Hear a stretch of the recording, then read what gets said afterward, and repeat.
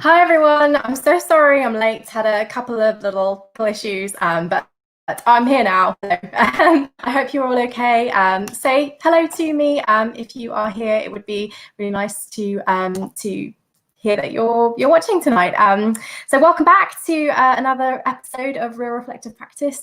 It's good to be back. I'm your host, Dr. Angeli Pereira. I'm coming to you live once again from the glorified shed at the bottom of my garden. I hope you had a lovely bank holiday last Monday. I certainly enjoyed the break.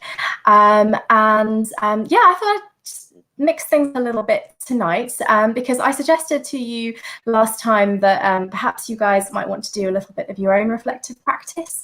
And I asked you to get in touch with me and tell me about your experiences of that practice. So thank you to everyone who sent me a message. And I thought I would start tonight's practice by reading out one of those messages to you. So this person got in touch with me regarding that fantastic reflection on leadership that Chris Hafner did with me a couple of weeks back.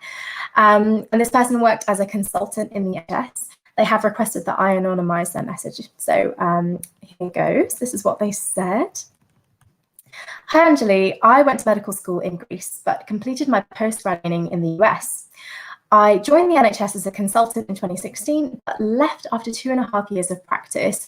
I encountered the toxic environment that you are describing. It was disappointing that leadership within the trust did not realise this simple fact. Actually, leadership was part of the problem.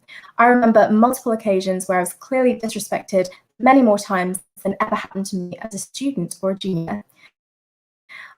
I was tolerated within the NHS. It may even be considered desirable for line managers to demonstrate that they can dominate employees. I'm working as a doctor now in the US and I'm a happier person. So first of all, Dr. US consultant, thank you so much for me. I think it will be particularly important for those junior doctors watching this to hear that someone at consultant level is experiencing the same thing and having the same thoughts that they're having around the quality of leadership in the NHS. I'm so sorry that you had to go through that and that took you out of the healthcare system. I think this is the consequence of poor leadership, right? I mean, good leadership attracts good employees and poor leadership drives them away. So I'm glad for you that you found a better life in the US, and thank you so much again for sharing your experiences with me. And if anyone else would like to get in touch with your reflective practices, then please email me your thoughts at drangelipereira@gmail.com or send me a message on Facebook at Disillusioned. I'll very happily anonymize and read out your messages on future live streams, and it would be great to hear from you as well. So yeah, let's crack on with today's theme, which is change. So in mid-2017, I actually stopped writing the Disillusioned Medic blog. And for those of you who don't know, the Disillusioned Medic started out with a blog that I began writing when I realized that I wanted to leave medicine. And I just basically needed to vent, and I decided to vent to the internet. And I kept it going throughout my transition into the non-clinical world, and for quite some time after that to document my experiences. If you would like to read it, just go to thedisillusionedmedic.com and you'll find the whole story. But there came a point when I just didn't want to write it anymore. I was going through personal stuff at the time, so I had a bit less time and energy anyway. But mostly, I felt like I'd moved on from that doctor part of my life. I felt like I'd said everything that I needed to say, and that part of me wasn't prominent anymore. I had changed. My life had changed. And so it felt like the time to just move past that. And then I had a baby, so life got crazy. I didn't really have the headspace to think about all that for a while. But then when my daughter was about 6 months, I started to come back to work and I began to talk to doctors again who wanted to leave. And I realized that I was hearing the same stories, the same problems, the same fears, the same barriers I had come up against were being manifested over and over again in the people who were reaching out to me. I mean, and it compelled me to start the blog again. It compelled me to start teaching again, really. And it occurred to me that because I had changed so much since those doctoring days, I mean, unrecognizably so, I had kind of forgotten, or not quite forgotten, but maybe just lost sight of the fact that there were scores of other doctors who hadn't yet been through this change, and who wanted to do it. And even though, you know, leaving medicine is a bit more talked about now, it's a bit less taboo, there are more resources out there, it struck me that contemplating great change isn't only about the facts. Yes, the practicalities of change are important, but it's the emotional burden, really, of change that really impacts us. Those doctors who wanted to speak to me and still want to speak to me do so because they want to be heard. You know, they want to discuss those feelings with someone who's been through it, and they want to connect the idea of change on an emotional level. And I guess what it called me to do was to really reflect on change, to look back at who I was and that held me back then. Because in doing so, you know, in recognizing your past growth and your past change, I think it calls us to gratitude and also a sense of pride and recognition, you know, for the progress that we've made. Perhaps most importantly, it also helps us to find the courage to make the changes that are necessary in our present. So I'm really looking forward to exploring this theme change tonight with you all. And to do it with me is someone very special. Catie Romero-Finger is a strategic marketing and communications consultant and an entrepreneur. Got her MBA from IE Business School, and has worked in the Marcoms field ever since at that C-suite level. I first met Catie when I was working for a management consultant in the States, and she was actually my boss at the time. We've worked together for many, many years since, and she is now my business partner. Catie is one of those people who reads avidly. She's curious about everything. She's always so interesting to talk to, and she's really one of the people who helped me develop those reflective practice skills. I mean, the breadth of her consultancy experience and expertise is amazing, but you would never know that because she never picks herself up. I call her my business wife because there are times, especially before this pandemic, where we would talk to each other more than we talk to our own spouses. So I'm really, really excited to have her on. She's also the mum of two, and she is joining us from Seville in Spain. So Catie, hello. Welcome. Hi. It's so nice to see you too. And I just have to say this is so weird because this is how we normally talk, right? I mean, I'm in the UK, you're in Spain, and this is our usual way of communicating, right? So it's strange. It is strange. It's nice because since the pandemic, we haven't done it as often. So it's super nice to see you and hear you. Yeah, I know it's been so long, and we used to talk every day. So yeah, it's really, really nice to have you on, and thank you so much for agreeing to do this. Yes, thank you for having me on. I'm excited. Catie, we're talking today about the theme of change. I mean, I feel like there's so much that we could say about change right now, given what. Perhaps. Oh, I lost signal. Oh, yeah, sorry, I'm having some connection problems tonight. I'm back again. Perhaps, Catie, you could start by telling how your life has changed since this pandemic started, and how things compare now to what they were before. Oh, so much. I think we had just launched our consultancy, and we were really kind of picking up steam with it. And I think we were headed for some really great things, and then the world kind of came to a halt. And so since then, we've been doing what we can, but I have become almost a full-time teacher to my two children, which just goes to prove that is a profession I never wanted to be in, and I still never want to. And I'm doing a course as well, kind of taking advantage of the fact that things are in a bit of a lull. So I'm doing a Salesforce course. And I think it's just a really heavy time of reflection for me and the world. It's caused everyone to stop, myself especially, and kind of think about where we're moving, what we want. what we're capable of doing, it's taught me to find more grace in myself, because although you want to keep moving forward with things, life doesn't let you always do that. And so you kind of have to give yourself grace and say, okay, well, right now, this is what we can do. And there'll always be the future for the next step. So right now it's just, what we can do, and being a full-time parent and being a full-time teacher and being a full-time, I don't know, breaking up of arguments and everything that goes into being in confinement for 2+ months, right? Yeah, yeah, no, I mean that I've had a kind of similar experience to you, just kind of being in the place where you can't plan anything, you know. I mean, we were talking the other day about Christmas, strangely, and what might happen around then, and it was funny. It was funny to imagine that Christmas, when we were even thinking about Christmas, it was funny to even consider that far in the future, when, you know, last year I probably would be making Christmas plans around now, you know, if we were thinking about long-term plans. But now just it feels like you can't make any long-term plans anymore, right? No, you can't make any plans.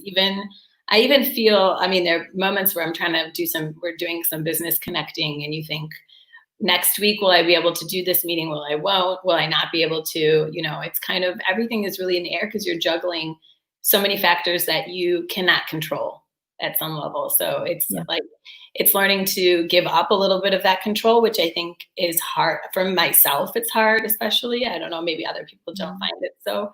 But for me, kind of having to roll with it a bit has been one of my biggest struggles.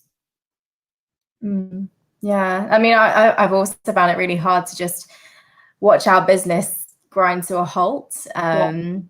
I mean, it was, I loved working together, and before this whole insane started, we were starting to get some traction, and, you know, being forced to put all that on hold is really hard, and especially for that change to happen, you know, so quickly, unexpectedly. I feel like that added other dynamics to the sense of pain and grief that I felt.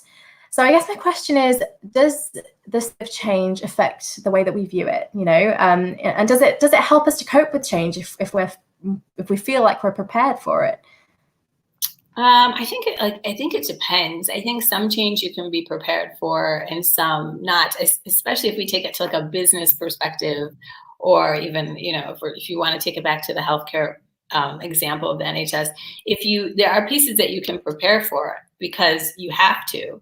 The businesses, it's been interesting, because people that kind of were ahead of the digital transformation, or that had more of a digital instinct, those companies seem to be doing quite well, versus those that were really stuck in, you know, the age of, we need a lot of face-to-face, we need a lot of kind of old school management styles, seem to be the ones that are trying to catch up right now. So there are pieces that you can control and you must control, because their change is inevitable. Agility is the most important piece of business. But then there's that whole piece that you can't control. But I think being agile is the most important thing, because everything shifts from today to tomorrow. And if you can't have at least the mindset to welcome that change, you can just, it's almost, you know, they say, there's a phrase in Spanish that says you can drown yourself in a glass of water. And that's 100% what I think can happen if you at least don't have the mindset of, okay, well, we have to pivot, and we'll figure out how we pivot. And it's just a pivot. It's not the end of the world. I mean, it's kind of our businesses. That's been our attitude, that right now we're trying to pivot. This doesn't mean that we aren't going to continue with our goals. We're just going to have to roll with it right now. Yeah, I love that. Oh, hello, Sia and Hannah, by the way. Hello, thank you for joining us. Great to have you here tonight. Yeah, I love what you say about the only thing that you can be prepared for is really prepared to pivot in times of change. Because I mean, I'm thinking back to when I first started medical school, for example. Often knew there was a major change on the horizon, but, you know, even though that was something I was working towards for a long time, even though I prepared myself for that fresher year at university, when I actually got there, I think I was at I'd only prepared myself for the things that I expected, you know, the things that I could foresee. I had an idea in my head of what Freshers Year would look like, and I prepared myself for that year. But the reality obviously was different. You know, I got there and there was this whole load of challenges and situations that I hadn't even considered. And I massively struggled adjusting to that. So yeah, perhaps it is what you say, change is something that you can only partially prepare for, even if you have quite a lot of notice, because you don't know what the parameters of that change are going to be. And really the only thing that you can be prepared for is change and be willing to adapt, right?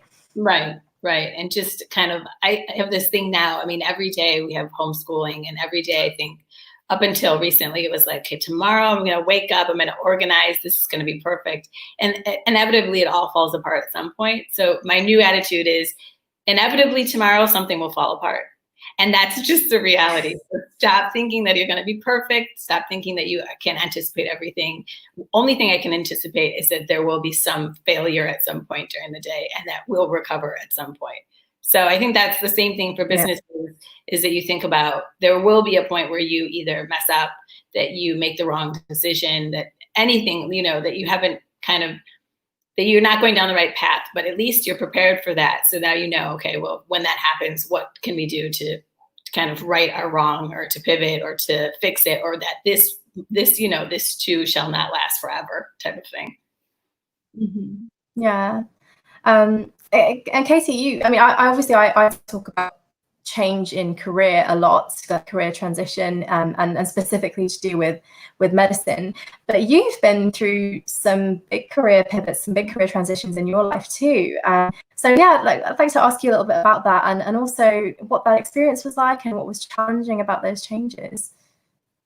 I think that some of those changes, I think, were kind of forced changes, in the sense that because of one reason I had to pivot, you know, external forces, and then some were choices. And I think what I've come to realize now after the fact is that every one of them has been to my benefit, because either I've learned or it's taken me to a better place, even if in the moment it didn't feel better, etc. And I think what right now, especially, I'm kind of doing this course, which is totally out of my comfort zone, because it's super technical, operational, and that's just not anything that is necessarily, I don't know if the word is interesting, but it doesn't totally move me as a person or as a professional. But I also have to say that it's a change, and it's something that is going to benefit me in the long run. So I think that every time I've gone through different work changes, either whether it be profession or just industry, it's been a challenge at the beginning, but as it happens, you learn so much. And especially if you have empathetic leadership around you, or you have a good team, all of those things influence tremendously. And I think it's kind of cliche, but you always learn something, even if it's a negative, even if it's something that's saying, I don't ever want to have to experience this again. Mm-hmm. Yeah, no, absolutely. Yeah, I mean, there's that old adage that change is hard, right? But yeah, I mean, I think for me, the hardest thing about change is yeah, it's interesting that you're talking about internal changes coming out of external kind of forces acting on you, because it's those internal changes that I think I find the hardest. I mean, one of my favorite quotes of all time is by Ellen Montgomery, and she said, "The body grows slowly, but the soul grows by leaps and bounds." I love that. I have it up in my kitchen because it's so true, right? I remember when I first left medicine, I sat on my sofa for a month and cried every day. And I look back now and I see that as growing pain. Because I was suddenly confronting all these truths about myself, like these soul truths that I'd been, you know, either ignoring or downplaying for a while. So I guess in that moment, I was having a real moment of reckoning. And I think those times in our lives, those times of internal adjustment, they're really hard, right? Right. And I think there is a kind of a grieving process that you go through, because it's whether it be positive or negative, that change, there's a piece of it that forces you to grieve it because it's different now than it was before. I think for sure I can say that happening for two positions that I moved through, that there was kind of a time where I just felt stuck. And it was because you're grieving what you had and then not quite sure what's coming next. So, and you don't know if it's going to be as good than it was. So you're in that kind of limbo of, what do I do? Do I just keep pushing forward, or do I yearn for what we had before? Mm-hmm. Yeah, that word stuck is so interesting that you use that, because that's something I hear a lot from doctors, is that they feel stuck. They don't want to stay, but they also don't want to leave. They don't know what to do or where to start. So yeah, that stuckness, it's a really awful feeling, and I certainly felt that way too. And it's like you say, you are, there is an erosion of your past feelings and your past experiences, because you are starting to move on, but at the same time you're not ready to embrace the next step, or you don't know how to embrace it. So I guess there's something there about being ready for change, perhaps, or at least ready to face the changes that have already happened inside you in some way. Right. And I also think there's like an element, especially if you're talking about medicine, where your identity is so tied to what you do. And I think that can be the case of a lot of different professions, but especially in medicine, because it's such a, rigorous study that you have to do. And it's such a, it's something so deep. So I think that it's almost personal. So when you say, I'm going to switch careers, or I'm going to take a step back and do something different, it's almost like changing a piece of you or leaving a piece of you behind. And I think that kind of change is really hard, because it's really saying goodbye to a part of you at some level, because you're always a doctor. You always have this deep understanding of things, but you're not generally using it every day if you leave that career. And I can see how that can be. I feel that a bit right now, in the sense of that I'm not doing too much work and I'm really in the role of mother, that there is that sense of I've lost a piece of myself, because although I love my children and I love being a mother, I find my profession and work really important, and it completes me. And so not having that is trying to figure out, how do I change to adapt to being happy right now without having a big chunk of me that's like going the way it usually goes. So I can see how it's a really, really hard decision to make, because it's so final, when you leave a profession, especially being a doctor. It's interesting. I wonder, have you in your career transitions ever felt that way? Have you ever felt like you're leaving a piece of your identity behind and found that hard to move on from? Or has it felt like just a progression, just the next step for you? I think it has felt like you leave a piece of yourself behind at some level, especially if it's going well, and you're doing great. We had a really good project happening for a while. And it was like, you saw kind of the outcome coming. It hadn't quite happened yet. And then it stopped.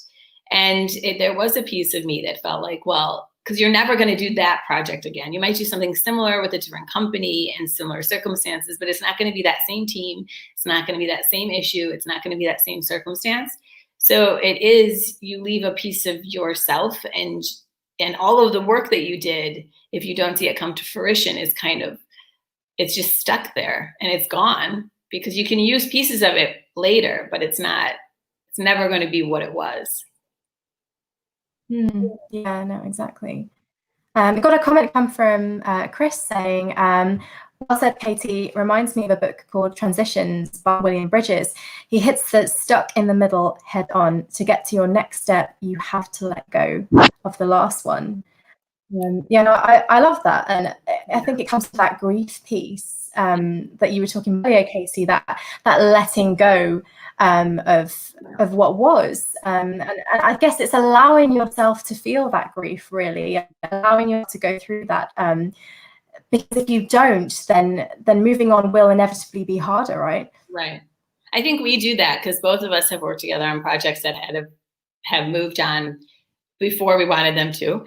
And I think that we still talk about some of them and still try to process them and talk about what happened, what didn't go right, what didn't go wrong. And it's a total grieving process, because you have to kind of say, okay, well, it's over and this has happened and now we move on.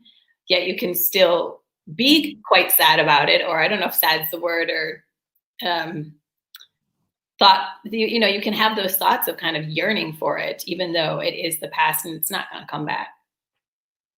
Yeah, it's something that I find so challenging about the conversations around grief that we have is that there always almost seems to be a time limit on grief. You know, people expect you to have moved on by a certain point. But in my experience, that's not really the nature of grieving change. Grief kind of comes in waves, and we've had times something will happen, that kind of reminds you of that situation, or brings a different light to that situation that that perhaps you thought about before, and then you feel those feelings again, right? You go through that grieving process again, and maybe not to the same intensity, but I think in some ways change stays with us, if not indefinitely, for a long time. Yeah, of course. I mean, I think I hate that word closure. You never really get closure because it's something you've experienced, you've gone through. It's a piece of your identity, of your experience, of everything. So it's always there. It just probably changes its picture, the way it manifests in your life over time. I think at the beginning, when a career ends or a project ends or there's a shift in something, you are sad and you're feeling certain things, and as time goes on you might feel different, but it's still there, and it's still a piece of you. Absolutely. About even change and this of those two relating, and yeah, please in the chat. Oh, Katie, can you hear me? I cut out of it. Yes, apologies for the technical issues tonight. Let's move on. I'd like to talk to you a little bit about how we, there we go. I'd like to talk about how we handle other people's opinions in relation to change, because inevitably, as we grow and change, there are going to be people who champion that change, and there are going to be people in our lives who disapprove it, or maybe if not disapprove, just aren't ready for it. So I feel like, I've been on both sides of that narrative. I've had friends, for example, that I used to be close to, but then you change, you go through that awkward, unpleasant experience of realizing that you don't really fit together anymore, and that's kind of tricky. And I've been both the disapprover and disapprovee in those situations, so both sides, if that makes sense. But it's really hard when other people look at you and say, "Well, you've changed." So I guess my question is, how do we cope with people who may not like the changes that we're going through in our lives? Well, that's a good question. I guess there's always going to be people that are critical. But as you know, I have this saying by Warren Buffett. And I think I don't have it in front of me right now, but basically it comes down to, if you allow words to have power over you, then anything can have power over you. So at some level, I think that it's kind of a general statement, but I think that works for anyone that's kind of negative towards a position on change. And I can see that, because even for myself, when we started Sinspera, and I think that we talked about most people were like, "Oh, you guys have to do it. You work great together. You'll be, dynamic, whatever." There were people that, of course, had kind of like, "Oh, well, but everyone kind of does that," or "How are you going to stand out?" Or, the naysayers, if you will. And I think that you have to take some of that criticism to heart, in the sense of, are they right? Can we disprove their opinion? And at the same time, you have to kind of just walk away, because everyone is, I think can be an issue of jealousy. There can be an issue of just people don't want to see your point of view, or a myriad of other opinions. But I think that at some level, change is always going to bring criticism, and you just have to know how to kind of roll with it. And if whatever the change is, if you've made your decision, you should be able to defend it. So it should be okay. When you left medicine, you knew in your heart why and what was happening, and you knew it was the right decision. So for as much as everyone wants to say something, if you're right with that decision, you should be able to defend it. Yeah, no, it's really interesting what you're saying about kind of the other reasons why people might be but might be change, whether it be jealousy or something else. Because I definitely found it hard to draw that distinction between kind of helpful criticism, like, okay, have you thought this through? You know, is it going to be for you? And maybe think about these things like that. I think that's probably a kind of helpful negative view on change, if you will. But at the same time, there were people who found it really hard to accept that I wanted to leave. And that I look back now and think there's a myriad of reasons, as you say, why they were saying that. It might be through their own fear, it might be through the fear for me failing, or it might be through the fear of them kind of having that conversation, of confronting those feelings within themselves that perhaps they've had but aren't ready to really face yet, you know. And yeah, and maybe there's an element of jealousy, or maybe there's just an element of not again, not being ready to new reality. So yeah, I definitely resonate with that. And I think, having been through big changes myself, I am definitely more empathetic now to changes for people. And maybe part of maturing is realizing that nothing is static, right? Even our deepest held convictions, even the things that swear up and down, will never change. It's easy and it's tempting to make those promises to ourselves, right? Especially when you don't want to imagine another reality. But I remember a wise friend of mine told me that the truth is, you can never tell your future. You can never tell how you're going to feel in 5-10 years down the line. And it's so true. That's probably the only thing that I would say with absolute certainty now is the one thing that will never change is my love for my child. Even that, you know, I could get dementia, I could forget who she is. Like, there could be things that happen, don't expect, and change, I suppose, is constant in our lives. And maybe going through change brings you a degree of humility, because you realize that all you can really promise is that you will try not to change, or that you don't want to change. That's really all you can say. And again, I mean, that comes back to what you said earlier about acknowledging the limits of your control in some ways, right? Right. I think also there's an element of when you make a radical change in your life, that it's so terrifying. For some people, change is so terrifying. And so when they see you doing that, I think there's an element of almost they're scared for you, at the same time a bit jealous that they can't make that leap. I say that, for example, I mean, I'm American and have lived overseas for 10 plus years. And I think that when I made that leap, it was extremely hard. I left, you know, my home country, left my family. And I think that a lot of people had something to say about that. At the same time, it was kind of, there was a bit of jealousy in the sense of, like, how can you just make that jump? And some people can do it and some people can't. And so I think out of fear/jealousy, people try and give you their opinion, but it's not always constructive. Although I think most of the time it comes from a place of trying to be constructive, but it can come off as being hypercritical. But especially if you think about leaving medicine, or if you think about someone that has, I don't know, if been a lawyer their whole life and decides to leave that and become like a chef or something. I think people think, how can you throw away everything that you've done to do something else, as opposed to seeing the other side of it is, wow, that's amazing that you have so much conviction that you're able to just say goodbye to that piece of you and then start a new piece. You know, I think that takes a lot of guts and takes a lot of really self-awareness that not everyone has. Absolutely. We've got a quote from Sophia coming through, the Warren Buffett quote, actually: "You will continue to suffer if you have an emotional reaction to everything that is said to you, or is sitting back and observing things with magic. True power is restraint. If words control you, that means everyone else can control you. Breathe and allow things to pass." Is that the one that you were talking earlier? I had that on my phone remember we talked about this on one of our podcasts about kind of our North Star, something that we want to live by. And for probably 2 years, that was my North Star. And then to the point where now I don't even need to really look at it. It's kind of ingrained in me. So, but it's a great quote. And Yeah. it's totally true, because I think more as women, especially, that we're inclined to take people's opinion and words and let them have a lot of power over us.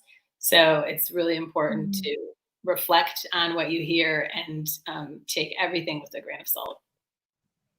Yeah, that's I'd like to pick up on what you just said, actually, because I think there is a gendered aspect to change. And certainly as a woman, I felt like other people's feeling that they have the right to express an opinion about my life has impacted my ability to change, really, my ability to take risks. And then it does call yourself into doubt a little bit when you have other people saying these things. So yeah, do you think that there's a gendered aspect to it? And if so, how can we overcome that? Oh, I definitely. I mean, we always talk about this. I think gender comes into play more than it doesn't. But I think that people feel, like you say, have, a subconscious, innate feeling that they can express their opinion and give you their opinion, more so being a woman, to you being a woman, than if it were a man. And I think that that's just another thing that we have to deal with and kind of confront when it happens. But I do think that definitely. I mean, I think that there's an element of, well, maybe she's just confused. Women are more confused often, or are more emotional, or make decisions based on emotion, etc. When in fact it's not the case, and we've thought through whatever we wanted, the change in the decision we want to make. But I definitely think gender comes into play a lot with that decision. I think, especially when you talk about medicine, because there's probably, when you think of professions where there's less equality in them, which is pretty much all of them, but more so probably in medicine. And you think about the fact that if you as a woman have gone through all that study, you finally have kind of earned a seat, and then you decide, I'm going to leave. I could see how someone would say, do you really want to do that? I mean, after kind of already fighting your way there, now you want to just say goodbye. Yeah, no, it is really interesting, actually, because I do have a lot of conversations with different types of people who've left. And I see two very distinct types. I see people like me who go through emotional turmoil, and it's kind of, existential crisis, breakdown almost of the self, in order to leave medicine. Honestly, like, I'm not exaggerating. And then there are the other types of people who see it, as we were talking before, like as just a step in their career, just a progression. And 9 times out of 10, the latter category are men, the category are women. So it's such a small sample size, obviously, and it's completely anecdotal just from my experience, but it is just really interesting to see that. Yeah, how you have, I mean, it's maybe women are more, have the ability to kind of make a clean cut. Think about it. You kind of weigh the options till they're dead. I think in general, I know you and I are like that, where we really kind of talk it through. So when the decision is made, it's probably been thought through quite well.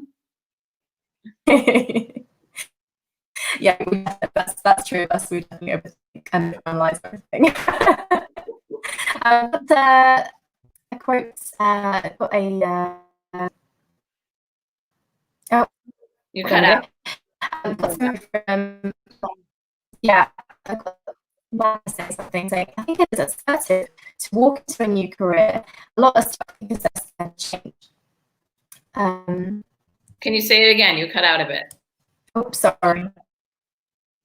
Yeah, I'm just reading message about the new career. A lot are stuck because they're scared of change. I switch to victor mentality than victim mode. Sorry, the last bit was to victor mentality and victim mode. It's that last quote there from Marcoms on the chat. So yeah, what's your opinion on that? And victor. Sorry, you're cutting out a bit, so I'm trying to find it. Here it is. What is it? I'm so sorry. But yeah, opinion, victor versus victim mentality. Yeah. I think that's a very good, for women especially. I don't think that women are, you have to be careful with the word victim, but I don't think that that's what we're talking about or what we're characterizing. But I like the victim mentality than victim mode. I think that's a way of kind of empowering women in their decisions more than I mean, just what the quote says. I like that. Yeah, no, I like it too. Catie, sadly, I mean, I could talk to you all night. Sadly, we've come to the end of this live stream. Thank you so much for joining me tonight. It's been amazing to have you on. If people want to reach out to you, where can they find you? They can find me on LinkedIn mostly, just my name, Catie Romero-Finger, or at Catie@sincera.com is our business email. Cool. And Twitter, but yes, I will pop. Don't look there too often. Yeah, no, you're not a big Twitter fan, are you? I know that about you. Yeah, I will pop those contact. 5 hours thinking process before posting, so I don't like it. Fair enough. I'll pop your contact details in the show notes as well, so people can reach out to you if they want to. Thank you so much again. I will speak to you soon. Take care. Thank you. Bye, guys. Bye. Bye. Thank you very much, everyone, for coming tonight. And I really do apologise for the technical issues. I think it's just my internet connection is not great down here. But thank you for coming. I enjoyed meeting Catie. She's someone who is really important to my life, so I'm really glad I got to introduce her to you tonight. If you've enjoyed tonight's practice and you haven't yet hit that like or subscribe button, then it would mean the world to me if you could do so now, and at me or on Twitter or Facebook as well, at Disillusioned Med. And if you would like me to read out your anonymized reflections, please do send them to me. It's drangelipereira@gmail.com. I'll put my email address in the show notes as well. So yeah, reach out. I will be back next week talking to expert educator Hannah Catie about the theme of boundaries. So join me then. Take care, everyone. Stay inspired, and I will talk to you soon. Bye.